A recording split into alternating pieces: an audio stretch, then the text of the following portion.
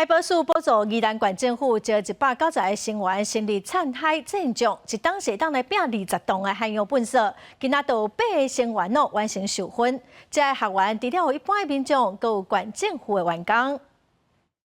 这个灿海战将的学员穿装备落水训练，结束了后，将这粪扫炸起来，包括保特板、渔网啊等等。这个海洋内底粪扫是严重破坏环境。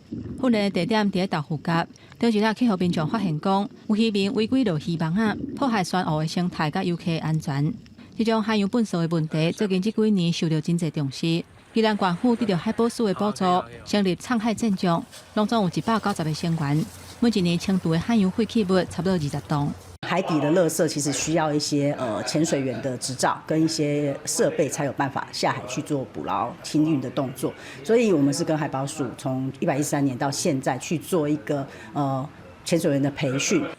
唱水本身就是一项专业，要哪唱水、哪清理海底的粪扫甲渔网啊，有真侪注意事项。今年灿海战将拢总有8个成员报名，今仔日伫南门澳的豆腐角结婚，未来会投入清除海洋废弃物的工作。是想要保护海洋，因为海洋很多垃圾，我们帮忙捡这样子。我看到珊瑚礁热带鱼，然后还有看到好像鱼卵吗？还在学习怎么的去编的那些鱼类。从府内的行政人员，他的了解大海，进到海洋里面，然后去做这样的一个浅海战将的培训，他能够更加了解政策端的执行。